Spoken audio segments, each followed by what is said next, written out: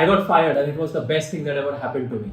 Now here's the context. Year is 2014. I was working at over $120,000 a year job in the leadership development program of one of the best companies in the world in Boston. Now you know the US visa system, the H-1B visa. A lot of you might have applied for it but not have got the visa or have got the visa. I fell on the other side where out of 180,000 visa applications, I was one of those who got rejected in the US visa lottery system. What did that mean? I was working in the leadership development program. I was working on one of the best projects under one of the best managers I have worked at. Now this was in Boston. I had just graduated a year ago from an MBA from Babson College. And I had two little daughters who had just been delivered. I had just spent about $100,000 on my education. Now life was good. This was in Boston. I was enjoying the winters. I was enjoying the snow. But the visa system really just, I fell on the wrong side of the lottery system in the visa. My boss called me and said, we have to let you go.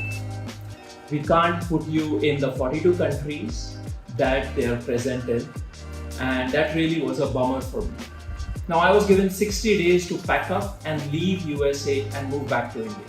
Here are the three things that I learned from that. First and foremost, you might be comfortable, you might be working at the best job that you like with the people that you love. But it's a job, and so always be on the lookout to make sure that you are not left in a position the way I was, high and dry. Always be looking for jobs if you are not financially independent. The second part is financially independent. If you have money in the bank, if you've taken care of your personal finances, you can get over the emotional struggle and getting the job over 6 months.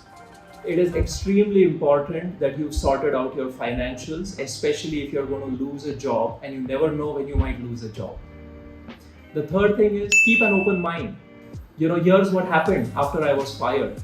I met one of my Babson classmates who was visiting Boston, and caught up with him, told him the situation, and he said, why don't you come and join my startup? We are about to grow.